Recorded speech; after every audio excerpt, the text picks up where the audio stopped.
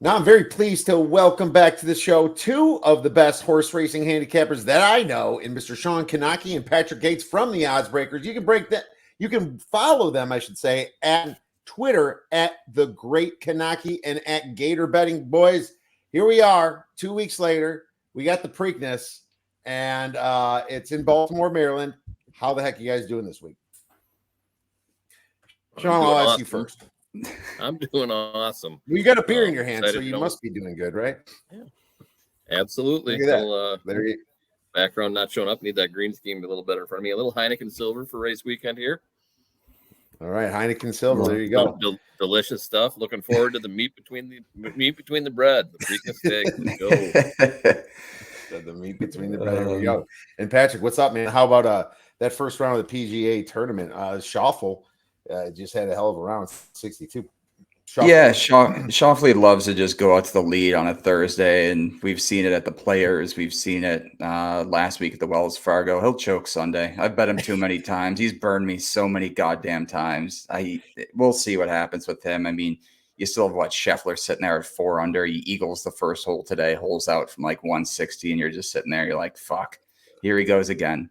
But no, great first round of the PGA Championship. Morikawa's up there, Homa's up there, so.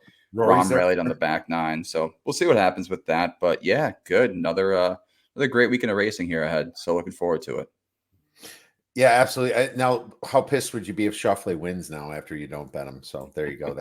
I'd be so pissed. He's won me a little bit of money, but yeah, I'd still be pissed. We should bet him. We should bet him now. I was gonna say I'll reverse jinx him and find him a play not to win, and I'll make sure he comes in first. Don't worry about it. Yeah, my golf betting never seems to work out. He did the same thing at the U.S. Open last year at LA Country Club. Him and Ricky went out and fired low numbers, and we know how that ended up. So. Yeah. Well, wait for his weekend collapse.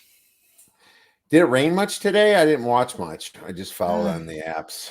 A little bit, not too bad. It kind of played soft in the afternoon, but no, guys kind of took advantage of it early on, and a few of the big guys in the afternoon. So kind of what you expected in a major championship. Brooks is up there. Bryson played well, so should be an exciting weekend. The leaderboard's pretty good. All right. Well, here we are. We're talking weather still, though, because I'm curious about Friday and Saturday in Baltimore, Maryland. I looked at Saturday. It wasn't looking pretty. Any updates here? Shawn, I'll ask you. We're kind of running to the same stuff we saw at the Derby. Friday's actually going to be better than Derby Friday was, so it looks good for Friday. So they should have a nice firm track tomorrow. But Saturday right now, 85% chance of rain at some point during the day, and they're looking at 70% chance at 5 p.m. Baltimore time. So pretty good chance that we're going to be looking at a sloppy racetrack on Saturday for the actual Preakness. Yeah, yep. That's what I'm thinking. That's just how it goes sometimes. And, it could rain all day. You never know. It could be really muddy and really sloppy. I'm thinking, Patrick, you thinking the same thing? Yeah. I talked with Shawn, and I think we're on the same page here. It looks like it's going to rain a little bit too. I was at the Preakness a few years ago, and it just downpoured, and you know how that infield goes. It's just absolute chaos. You got people losing shoes in there, people running across porta potties. It's a shit show, to put it lightly, especially when it rains down in Pimlico this week. If you've never been, Kiev, it's not the nicest racetrack of the 3 Triple Crowns, and probably not the nicest racetrack of about 20 of them that I've been to. So not my favorite spot to watch a race, except for this one Saturday. That's the time to go, because the rest of the time it's not the spot you want to be. But yeah, I don't think I bet a single race that day, but I had enough beer, so that's kind of how the Preakness goes. Well, I've had enough mud at Arlington and Chicago for my day anyway, so before they close that shop. But hey, we got some weather on Saturday, but let's look at the Black Eyed Susan on Friday here. Field of Phillies here. So same deal as kind of like the Triple Crown races. They always have your big Philly race in the Friday. Let's start with Patrick. Have you looked at the field? Do you have any thoughts or a winner or long shot in this one? Yeah, I talked with Shawn earlier, and I think it's a pretty competitive field, honestly, when you compare it to the Preakness here. It's going to be a very, very fast pace, unlike the Preakness that we saw. There's a few horses in here. You got Gunsong, Who Could Ask for Mo, Corpusalo, Recharge, and Call Another Play. I think those are kind of your 5 that you can narrow down this field into. Jeannie Marie and Ringy Ding here are just two tosses, the 1 and the 2. I just don't think they belong in this race at all here. In terms of a favorite here, I'm kind of between Gunsong, who's at 9-2 right now, so it's 4.5 to 1, and then Corposo, excuse me, at that 2.5 to 1 spot. So I like both of those here. Corposo ran a decent race in his last out in the Santa Anita Oaks, posting a decent speed figure. He finished third, but not his best race. We saw kind of the week before he took a little bit of a step back in terms of speed figures. Gunsong again in that last race in the Gulfstream Park Oaks, that grade 2 stakes, got bumped at the start and didn't have a great trip, but still managed to run fourth there. And then that 6, Who Could Ask for Mo, his speed figures keep increasing here. And again, in that last race where he finished fourth, got bumped in that one. So those are kind of who I'm looking for in terms of the horses that I like. The 6 and probably the 4 are going to be the 2 long shots that I look to target in this one. That call another 7, play. 6, 4. The 7, 6 and the 7, 4 are 6, going to be the long shots that I target. And the 5 and the 7 are going to be the 2 favorites that I kind of look to build my card around. So I haven't exactly narrowed down the card per se, but that's kind of where I'm headed in this direction. All right, makes sense here. So kind of right down there, 4, 5, 6, 7, right there. Lemon Muffin at 4 to 1. That's the one that you're ignoring. Or no, that's one of the key ones. Or one of No, I'm ignoring Lemon Muffin. okay, that's number 3. Yeah, I last race was tough too at the Kentucky Oaks. So short layoff here. Finished 8th in that one, and I mean we've seen the speed figures drop in 2 consecutive races here. While she did race well in the Honeybee. I don't know. I just don't love this horse, and especially at 4 to 1 odds. I think there's other options on the board to look to. Shawn, any agreement, or you have your own long shots you want to go with? Yeah, I think we've got the same shape up of the race here. I think this is going to be an extremely fast pace out of the gate. You're looking at the 8 and 7 both having to come across, and they both are going to want the lead, Corposo and Recharge. Gunsong is going to want to be up there, at least tucked in right behind him, and the 1 on the rail, Jeannie Marie, also has to go. So those 4 are going to be running for the front. When you get 4 horses up that quick, and 3 of them got some pretty fast speed ratings, they're going to want to have that lead. They're going to want to be on the inside track. I think there's going to be a lot of energy spent early in this one, and I think that sets up well for the closer, who's Who Could Ask for Mo. Going to be the one all the way at the back. They're going to be the 8th horse coming around that first turn. And I certainly think it sets up well for them. They're going to have a nice, easy trip, just waiting until the end, and then they're going to be able to go. I don't think they're going to sit as far back as they did the last race. I think adding blinkers shows that they're actually going to want to get a little bit up there and go a little bit with the pace, but they're still going to be the number 8 horse coming in, and with this much speed up front, unless Corposo or Recharge decides they want to wire the field, I like it set up for a closer coming in, and that would be the Who Could Ask for Mo. So I'm playing the 6 at the 6 to 1. I've got this at 6, 7, 8, 3. All right, so you kind of put the 3 in there, 6, 7, 8, 3. So it's like you're ignoring Call Another Play with number 4 at 8 to 1. Yeah, I'm fading the 5 out there in the 4. I'm with Patrick. I think the 2 long shots, Jeannie Marie and Ringy Ding, don't have the speed to keep up with this group, especially as fast as it's going to be early on. They're going to try, and they're just going to fade out. So, yep, but I like the closer here. I think they can get it done. She's improved 2 races in a row, like Patrick said, and if this is a third, I look for her to win the Black Eyed Susan on Friday. All right, good stuff. Well, there you go. We got agreement on 3 of the horses here, and then the 3 and the 4 and the 5. We have mostly agreement. You're going 6, 7, 8, 3, and Patrick's going kind of a combination between 4, 5, 6, 7, right? So yeah. The other reason I like the 4 is, I mean, the last 3 races, she's kind of handled that increase in distance extremely well. Before that, she was a sprinter, and the speed figures were kind of god-awful there.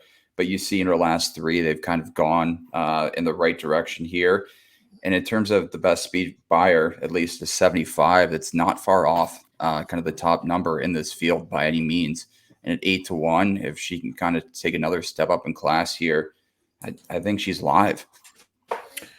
All right. Well, that's good stuff. So that's what we have for the Black Eyed Susan. Let's now get into the Triple Crown race, the Preakness Stakes here, run at Pimlico Park. And this will be the race number 13, right? Lucky number 13. and a little rain. So we got rain to talk about, but we have a favorite. And thank you for switching the screen for me there. And it's at Mystic Dan, of course, the winner of the Kentucky Derby. And he wasn't supposed to be the favorite because Booth was an 8-5 opening favorite and got scratched. A Baffert horse getting scratched. Imagine that. What's going on with this, Shawn? Is Mystic Dan the I guess the second best horse in this class, a deserving favorite? I think he's a deserving favorite for sure. He got beat by Muth a couple times back at 7 furlongs in the San Vicente. Last time he got beat by Muth was actually in the Arkansas Derby in the Grade 1 in the prep race. So he's been beat by Muth twice, with Muth not in the field. I think he didn't take well to whatever Baffert put in him when he got in the trailer on Monday and spiked a fever. So with Muth out of the picture, I think Mystic Dan has to be a favorite, and he is a deserving favorite. He's a Kentucky Derby winner. He outlasted Sierra Leone in the stretch. They're rolling back a half a furlong on this one, which gives some people less time to catch him if he does get to that front in the clear air again. And he's got a win in the mud, which I think we're looking at. It's certainly a possibility here in the Southwest Grade 3. Came around and actually beat Just Steel, who's also in this race. So I think Mystic Dan is a deserving favorite now with Muth out of here.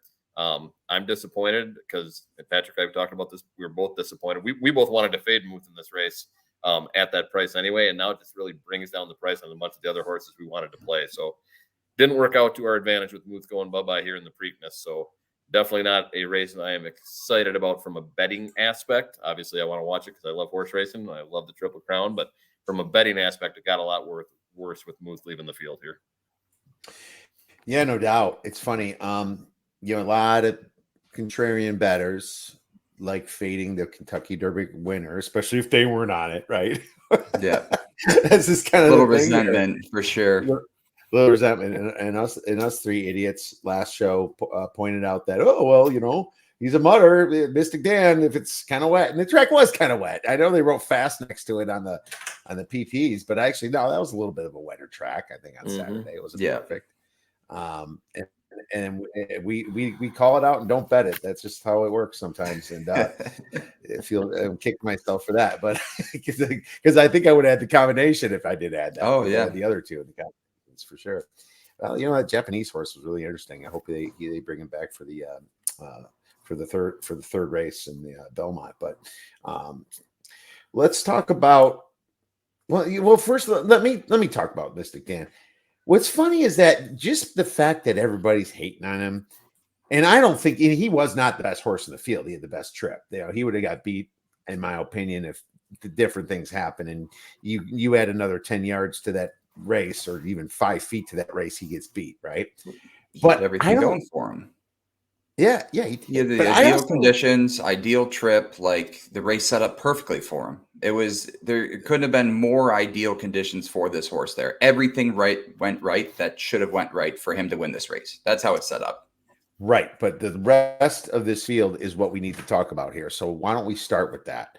Because I was thinking, let's fade Mystic Dan immediately, just like everybody else. And now I'm not so sure. So why don't we talk about the horse? Let's just talk about the pace first. Patrick, who's going to be taking the lead in this race? Yeah, I mean, we talked about this black-eyed Susan pace of it's going to be quick. Now that Muth's out of the field, I don't think so at all. I think this Muth out of the field hurts one horse, and that's Catching Freedom. I think it's a less opportunity for a pace collapse here for sure. I kind of liked him when Muth was in the field. But now that he's not, I'm not so sure. And you're going to have the other Baffert horse, Imagination, in the 9 post position kind of go out to the lead along with maybe that 8 Tuscan Gold and Just Steel are going to kind of be up there as well. I think Mystic Dan and Seize the Gray are kind of in the middle of the pack there. You got Mugatu, who shouldn't be in this race, but we can get to later in the back of the pack. And then your closers, Uncle Heavy and Catching Freedom. I don't think it's going to be that quick at all here. So I'm kind of interested to see. And I mean, closers haven't traditionally done well in this race, but maybe that changes this year. Shawn, do you agree? Is it going to be a slower paced race here? Yeah, slower pace. And again, the track conditions are going to play a big piece in this pace roll too. So, you're looking at maybe 46-3 on a fast course right now with the way this is shaping up for Imagination.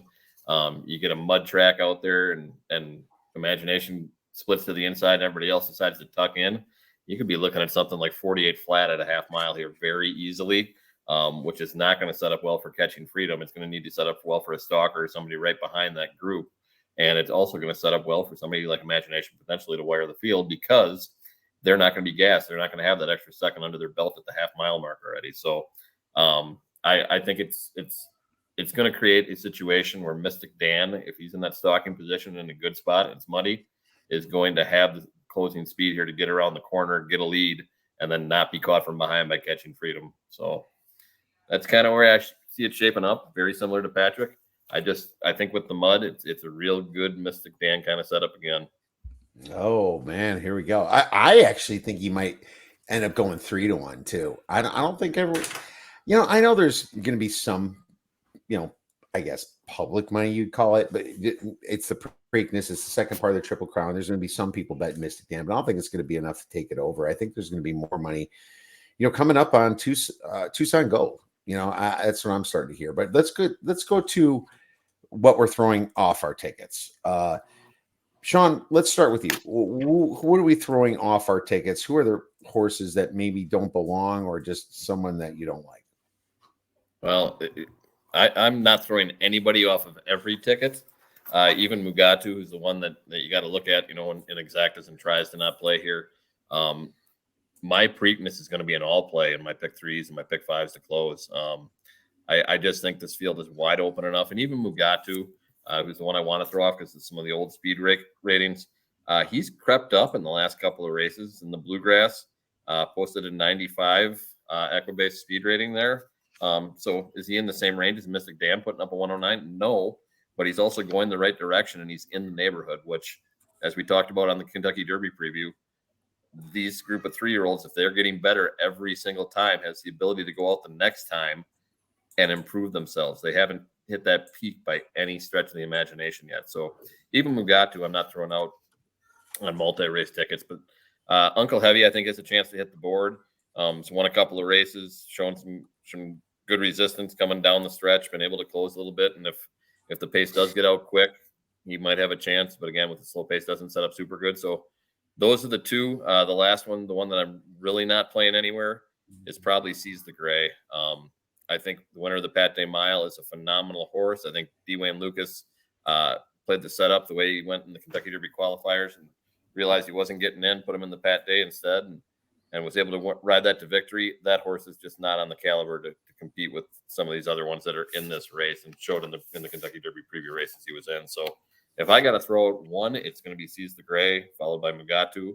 But again, multi-race tickets, I'm playing alls in the Preakness. Okay, well, there you go for your pick threes, pick fours, and pick fives. Patrick, any agreement? Is there some horses you're tossing? Yeah. So again, I have a try right now that has all in that third slot right now. So I wouldn't say I'm necessarily tossing any, but the one Mugatu, so his best race was in his last start, the Bluegrass, where he lost to Sierra Leone, Just a Touch, Epic Ride, all Kentucky Derby entrance in that one. The speed for me there, it's not there. It doesn't match up with this field, especially kind of when you look at those higher numbers that Mystic Dan put up, Tuscan Gold starting to put up, and even Imagination has as well in this race. And his only win came on a synthetic surface, which is a little bit of a concern as well for me in this one.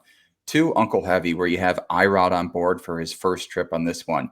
And the issue with Irod is, while he's a great jockey, the horse doesn't match his caliber of kind of his ability to ride. The odds are going to be inflated. People are going to bet Uncle Heavy. They're going to see the long odds. They're going to see Irod on him and think he has a chance. So whenever Irod has a long shot, the odds are going to go down. It's just how betting works, especially with anyone who kind of bets the jockeys instead of horses here. So while he's 21 now, I can see him going around 15-1, maybe even 13-1 once we start getting closer to that post time. 5th in the Wood Memorial in his last out. And again, I just don't think he has the speed here. However, we talked about this with Mystic Dan. His 2 wins came on a good and muddy surface. So he is a mudder. So when you kind of look at that come Sunday and you see those wet conditions, he may be worth sprinkling, actually. The 4, Catching Freedom, too. While I like to, Flavien Prat won the 2021 Preakness. And this horse did win the Louisiana Derby at this mile and 3/16 which is the same distance as the Preakness here. His speed fingers have been better. I just don't think this race sets up for him well now that Muth's not in the field. I have him underneath in a few tickets, but I don't think he's necessarily a factor here. So that's kind of what I have now for tosses. And then that 6 sees the gray. When I look at him, won the Pate Mile. I don't think the caliber of the Pate Mile was all that great this year, if we're being completely honest here. The speed figures weren't impressive at all. And you look at the few other entrants in that race, not really kind of what we see for this race or what it has been in the past. Wet surfaces, he did win once on it, but he has struggled with distance at the Jeff Ruby Stakes and the Bluegrass Stakes. So I don't really love this 6 either as well. All right, 6 is going to win then, it sounds like. So there you go. I mean, I love a good gray horse, but I had to take my bias out of this one and say, got to step away from this one for sure. Okay, good stuff.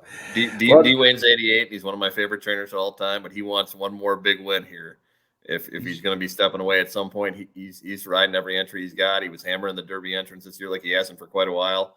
He wanted to get that Derby back. I think he's doing the same thing here in the Preakness, and he'll have 2 horses in the Belmont too, I think. So one of my favorite trainers of all time. Yeah, nothing he loves more than taking that private jet to a party. You know, he'll be there every big race.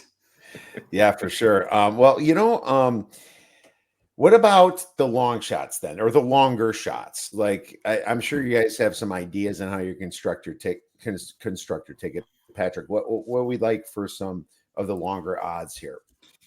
Yeah, so we saw the shift when Muth went out here. Catching Freedom's now 7-2, Mystic Dance 8-5, Tuscan Gold's 9-2, and Imagination's 3-1. So you have those 4 with kind of your shorter odds horses. Mystic Dan's at 8-5 now. He's not 2.5. Mystic Dan's 8-5. Oh, this changed. Yeah. Okay.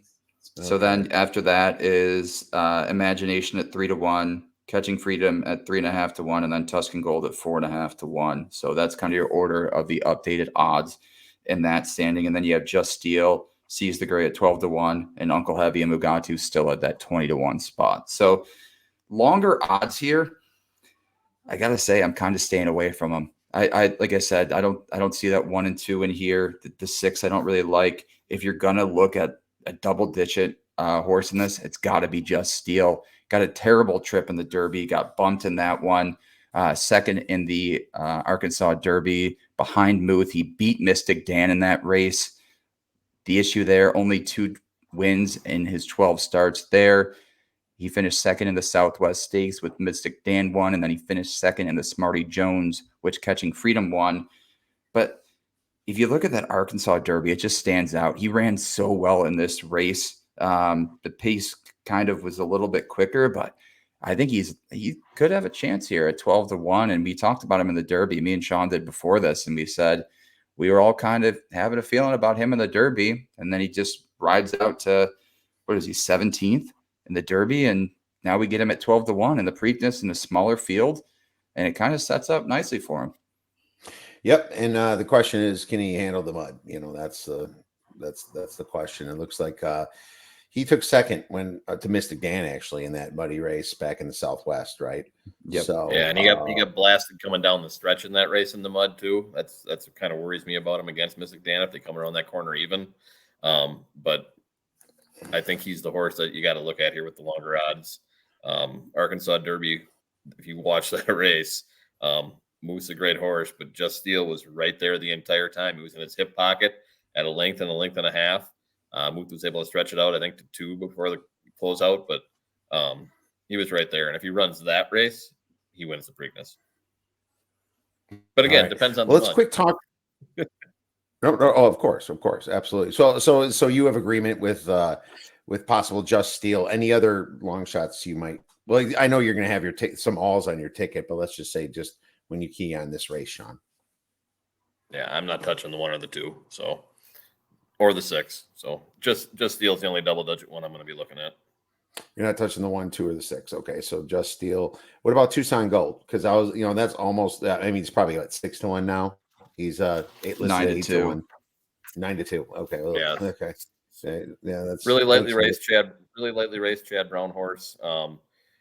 Finished just under 2 lengths behind Catching Freedom in the Louisiana Derby. Hasn't run since, so he's on a two-month layoff basically. Put up a 96 speed rating in that race. So if the off time helps him, he's running the same distance at 1 mile and 3/16. He's already been stretched out to that distance. I could certainly see him hitting the board or making a surprise win effort for sure. But at 5 or 6 to 1, no, thank you. Yeah, Tyler Gaff-Leon is the jockey on this. Go ahead, Patrick. It seems like Chad Brown has a type in the Preakness, because you look at his past 2 winners, cloud computing and early voting, and they look exactly, if not very similar, to Tuscan Gold here. Lightly raced heading into this into the Preakness year. Speed figures have been improving as well. In that Louisiana Derby there, he just lost by a nose to Anna Marie for second and was about almost 2 lengths behind Catching Freedom in that race, if I believe. Yes, Catching Freedom there. I don't know. I like this horse a lot here in this race. In his first race, he faced off against Sierra Leone, of all people. Talk about a welcome to the show moment there. And you look at Sierra Leone now as kind of one of the best 3-year-olds in the racing scene. So ran 4th in his first start, and then broke his maiden in his second. So I don't mind Tuscan Gold. Chad Brown has had some success in the past with this, and then Tyler Gaff-Leon again on War of Will back in 2019. So he's won this race in the past. All right. Well, how you want to construct your ticket then, Patrick? We'll just get that run right on front and center here. Yeah, so I have 2 win bets here. It's going to be the 8 Tuscan Gold and that 9 Baffert horse Imagination. So I have those 2 up top, and then again in an exacta, I got the 8-9 over the 3-5-7-8. And for a try, $1 try here, I got Mystic Dan up top. If this is a mud fest, there's one horse to look to, and it's Mystic Dan here. I'm not letting it beat me again. So I got the 5 over the 3-8-9 overall. I'm hoping there's kind of some value just coming in underneath, especially when we look at in terms of all, maybe Mugatu, Uncle Heavy, or Seize the Gray, Just Steel. We kind of get some price in that 3rd spot there. So I don't mind that for a try, but that's kind of what I'm looking at now. Oh, interesting. So you're not even going to have Mystic Dan on the top of your exactas. You're just going to have just put him in a try. I'm going to put him in a try. Yeah, that's where I think you can get some money underneath. I'm not singling him for a win or in any exactas. I got the 8-9 and an exacta on top. I'll throw him underneath, but I'm going to try to beat him in an exacta, and if he beats me, I'll hopefully catch the try with him. All right. Well, there you go. That'd be cool. Shawn, what about you? I'm not putting any final tickets in until Saturday, probably about 3 o'clock, when I see what that track's going to look like. And if it's muddy like we're expecting, Mystic Dan is going to be a win bet for me. I'm probably going to Dutch him up with Just Steel. Those will be the 2 horses I'll have at the top, and big Dutching, obviously. Won't have to bet quite as much on Just Steel, but those are the 2 I think can win it in the mud right now. Exacta bets for me, I'm going to have the let's see here again. I was telling Patrick I couldn't get my printer to work, so I had to do my note sheet on the computer, and it's kind of tough flipping on that one. So I've got the 5-7 over the 3-5-7-8-9 on my exactas, and then in the trifectas I've got the 5-7 over those same horses, and that's how I'm going to play it. All right, the 5 Mystic Dan, of course, and the 7 Just Steel with that wonderful price. So, and then you almost hit the all button with that 3-5-7-8-9. Everything under that. So I see how that works out. Obviously, are you gonna put more on the 5-1 with your exacta?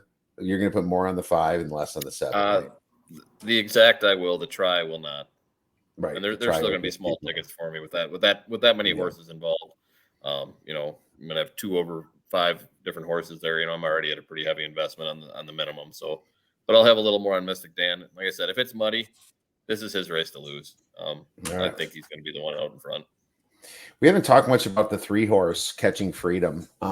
He's the only real closer in this race, and you said it would have been a lot nicer if Muth was running this race, so he would have made bigger fractions, faster fractions, so Catching Freedom could have caught him at the end. But now it kind of changed. Does the mud change? I guess the mud might change it a little bit too, right? I do like Flavian Pratt a lot.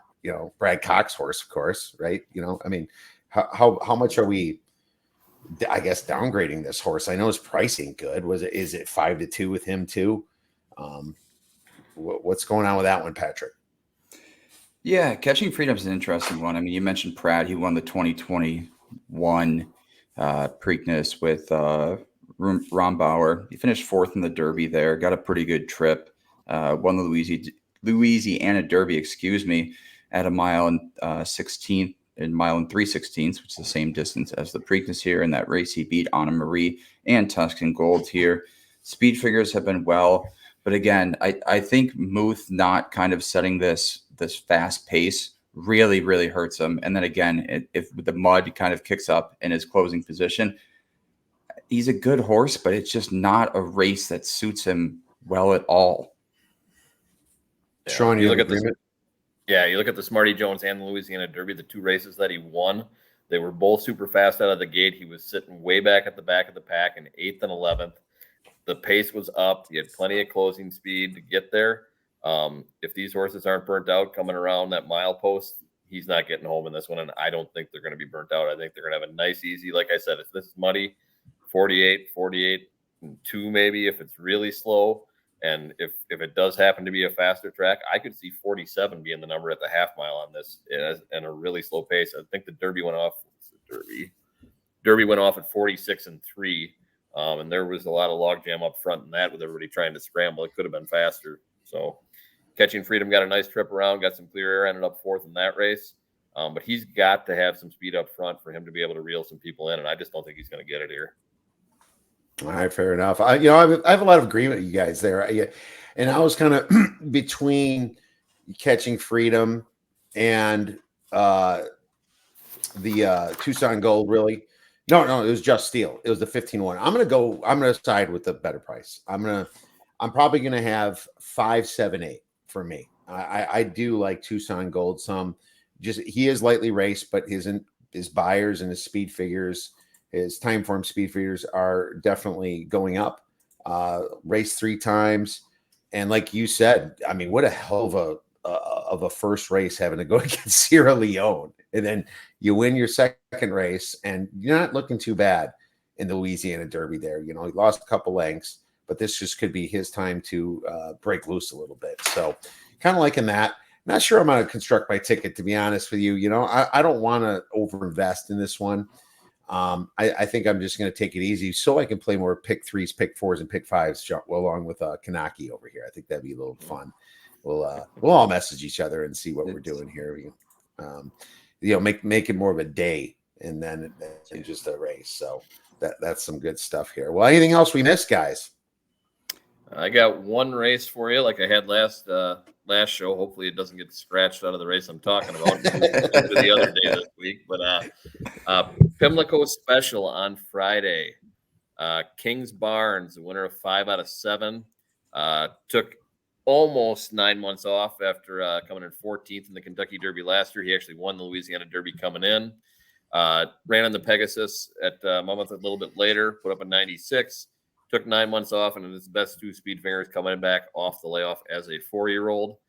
There's a couple different favorites in this one. He is one of them, but I'm going to put him over everything else on some tickets and some heavy wins bet. He is my favorite horse of the weekend, Kings Barnes in the Pimlico Special. Kings Barnes, what race number is that?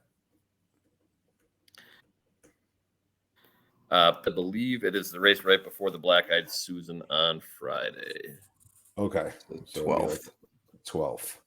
12th race, Kings Barnes. All right. Well, hey, we're with you again. So we'll see if we get scratched. And you know what, Shawn? Even though that got scratched, you told me to go on the next favorite. And that worked out for us. I ended up betting that. So yeah, that was nice.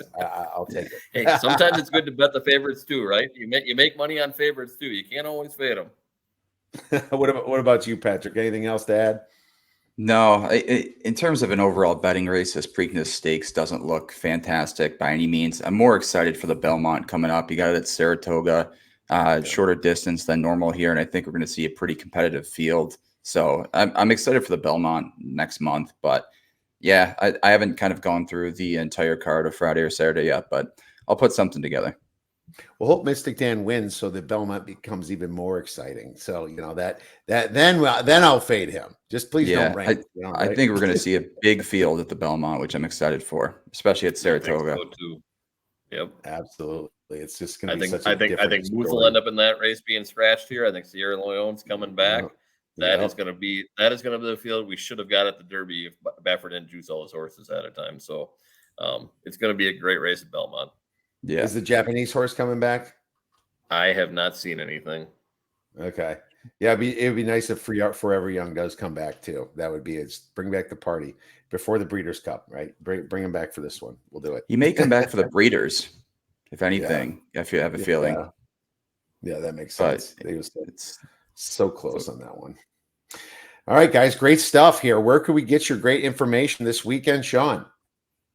So I'll have a real short Preakness article out. I'm not going to be able to do every race. I got some family stuff going on Friday night. But if you're interested in some capping or some picks, reach out to me directly on Twitter. I'll throw them up. I always give out my horse racing picks for the big weekends for no charge, because I think everybody should enjoy horse racing, even if they don't want to do the capping, and have something to bet on. So you can find all my stuff at theoddsbreakers.com. I'm also heavily involved in MLB this time of year, both in fantasy baseball and in direct sports betting through the Odds Breakers. So if you got any questions about MLB, also feel free to reach out. There's some good games this weekend. Today was a pretty mild slate. I didn't have any plays, but I already got 2 picks for tomorrow. So we're ready to rock and roll on MLB all weekend long. Twitter at TheGreatKnoche and theoddsbreakers.com. Shawn, what about you? Patrick, what about you? Yeah, as always, you can find me on Twitter at Gator Betting and on Instagram at Gator Sports Betting. The Black Eyed Susan and Preakness article should be up probably later tonight. Just wrapping some things up now, so we'll have those plays out soon. NHL playoffs are underway right now. We still got a good game in the West Coast right now. Edmonton, Vancouver. That series is tied up at 2. So if you're still up for the next few hours, I'd recommend turning that one on. And as always, tomorrow we got a great slate with Boston, Florida. We'll see if Florida can finally kind of close this series out. And then we got Colorado, Dallas, where Dallas looks to kind of advance to the Western Conference Finals for the first time in a long time. Colorado banged up squad, so we'll see what happens. But as always, the NHL playoffs are extremely exciting, and I'll have some more plays out tomorrow. And Patrick on fire in the NHL, Shawn on fire in the Major League Baseball. Make sure you guys check them out for all they have to offer. Everything at theoddsbreakers.com. Thank you guys so much for listening to this show. If you have any questions for us, feel free to tweet us at the Oddsbreakers. Email us at info@theoddsbreakers.com. Enjoy all the games this week. Enjoy the races and go get some winners. Thanks.